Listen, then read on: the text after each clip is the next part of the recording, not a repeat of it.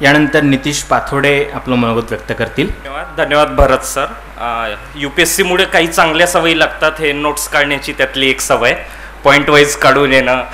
त्यानंतर वाचनाची सवय खूप चांगली असतं. इंटेलेक्च्युअल डिबेट्स हे जपून ठेवावं लागेल मला जरा. हां, आदरणीय व्यासपीठ आणि इथं उपस्थित पालक आणि माझे विद्यार्थी मित्रमंडळी, सरांनी सांगितलं होतं की बॅकवर्ड आपल्या तुझ्या बॅकग्राऊंडपासून सुरुवात कर. मी प्रॉपर सिंदेवाहीचा आहे. हे एक तालुका प्लेस आहे चंद्रपूर डिस्ट्रिक्टमध्ये. पण मी सुरुवात करणार सरांपासूनच की गायडन्स किती महत्त्वाचा होता सर याच्यात. 2012पासून सुरुवात केली. हा माझा 3रा अटेम्प्ट होता. पॉलिटिकल सायन्स हा माझा ऑप्शनल सब्जेक्ट, त्याच्यामुळे सरांशी फार इंटरॅक्शन यायचं. 2012पासून ते आतापर्यंत मी प्रत्येक आठवड्यातून एकदा सरांशी भेट होतेच.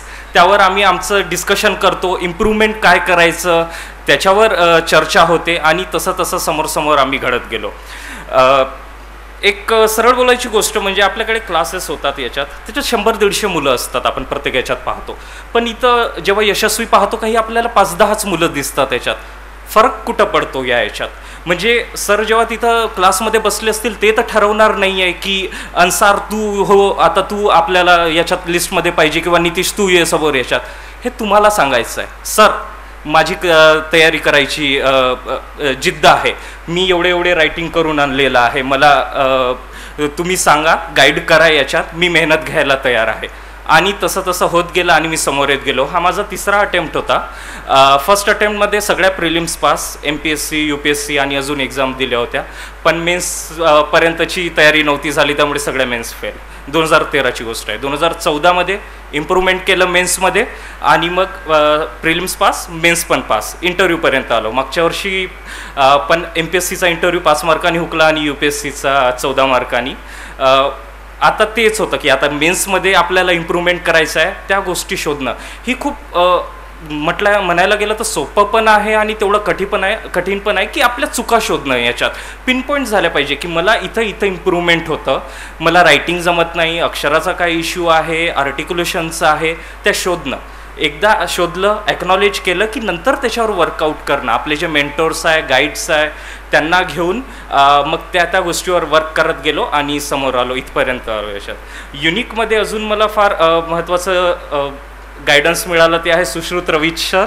त्यांनी इथिक्स पेपरसाठी फार गायडन्स केलं. अपर्णा दीक्षित मॅडम त्यांनी एसे पेपरसाठी फार गायडन्स केलं आणि त्यांचा मी आभारी आहे. माझं दुसऱ्या मुद्द्याजवळ येतो ते आहेत आपले चीफ गेस्टशी रिलेटेड आहे, ते आहे महेश भागवत सर. आमचं एक 2-3 यांनी एक रिलेशन आहे. मी प्रॉपर चंद्रपूर आहे, हा नक्सलाईट अफेक्टेड डिस्ट्रिक्ट आहे. त्याच्यामुळे इंटरव्ह्यूचं प्रिपेअर करताना ते फारच महत्त्वाचं होतं की या गोष्टींना तुमचा सखोल अभ्यास असायला पाहिजे आणि ते तुम्ही कसं पुटअप करता इंटरव्ह्यूच्या वेळेस. तेव्हा सरांची फार मदत झाली. सरांनी महाराष्ट्र अंधश्रद्धा निर्मूलन समितीत काम केलं आहे दाभोळकरांसोबत आणि मी अखिल भारतीय अंधश्रद्धा निर्मूलन समितीमध्ये काम केलं आहे श्याम मानवांसोबत. त्यामुळे तोही एक कॉमन फॅक्टर होता. त्याच्यावर आम्ही डिस्कशन केलं आणि समोर गेलो. एक जस्ट मेन्सचा रिझल्ट लागल्यानंतर एक दुसऱ्या दिवशीच व्हॉट्सॲप ग्रुप बनवला मी याच्यात की म्हटलं आपलं इंटरॅक्शन व्हायला पाहिजे. आज त्या ग्रुपवर 150 मुलं आहेत ज्यांनी महाराष्ट्राचे इंटरव्ह्यू दिला आणि त्या सगळ्यांचं इंटरॅक्शन एवढं वाढलं की त्याच्यामुळे आणि तिथं सगळेजण IAS IPS असे डिफरंट आमचे मेंटर्स होते. त्यांनी प्रत्येक वेळेस आम्हाला गाईड केलं आणि इथपर्यंत आम्ही येऊ शकलो. काही 1-2 गोष्टी आहेत मला त्याच्याबद्दल बोलायचं आहे की आपलं चुका आयडेंटिफाय करणं हे तर आहेच. आपल्यामध्ये एक फार मोठा गैरसमज असतो आपल्या लहानपणापासून की पिक्चर बघणं, खेळायला जाणं, गप्पा मारणं, गाणे ऐकणं हे सगळं एन्जॉयमेंट आहे आणि अभ्यास करणं हे एक पनिशमेंट आहे. याच्यात आपण जेव्हा जबरदस्तीने मुलांना बसवावं लागतं, इथं पालक आहेत याच्यात, हा एक संगोपनातला इश्यू आहे. ती एक कुठंतरी बदलायला पाहिजे. कारण की मला एखादा सब्जेक्ट 10-12 तास घेऊन बसायचा आहे दिवसातनं, मला त्याच्यात इंटरेस्ट असायला पाहिजे आणि अभ्यास खरंच एन्जॉय करता येतो. इथं बसलेलं यशस्वी झालेल्या मित्रांना कोणाला पण तुम्ही विचारू शकता की प्रत्येकाला अभ्यास हा फार आवडीची गोष्ट आहे, अभ्यास करणं आवडतं. त्यामुळे जर एक तुम्ही त्याच्यात इंटरेस्ट डेव्हलप केला तर त्याच्यात तुम्हाला नक्कीच फायदा होईल.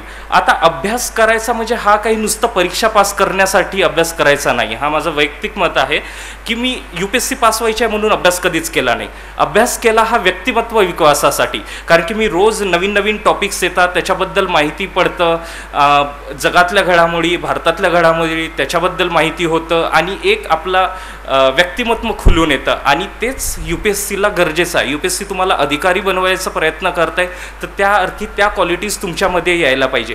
ते ट्रेनिंगला जाऊन नंतर ते सगळं तुमच्यात टाकणार आहे अशी गोष्ट नाही आहे.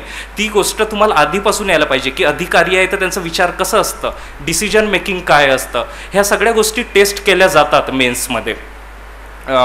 मी माझं टॅगलाईन याचंच आहे की यश कसं मिळवायचं, तर आपल्या प्रामाणिक प्रयत्नांना जर कष्टाची जोड मिळाली तर नक्कीच यश हे तुमच्या पदरी पडेल. शेवटी मी एक शपथ आणि तशीच एक शायरी वजा बोलून जाईन. ना पूछो कि मेरी मंजिल कहाँ है, अभी तो सफ़र का इरादा किया है. ना पूछो कि मेरी मंजिल कहाँ है, अभी तो सफ़र का इरादा किया है. ना हारूंगा हौसला उम्र भर, ये मैंने किसी से नहीं खुद से वादा किया है. असाच आत्मविश्वास आपण सगळ्यांनी बाळगा आणि सगळ्यांना समोरच्या परीक्षेसाठी शुभेच्छा. धन्यवाद.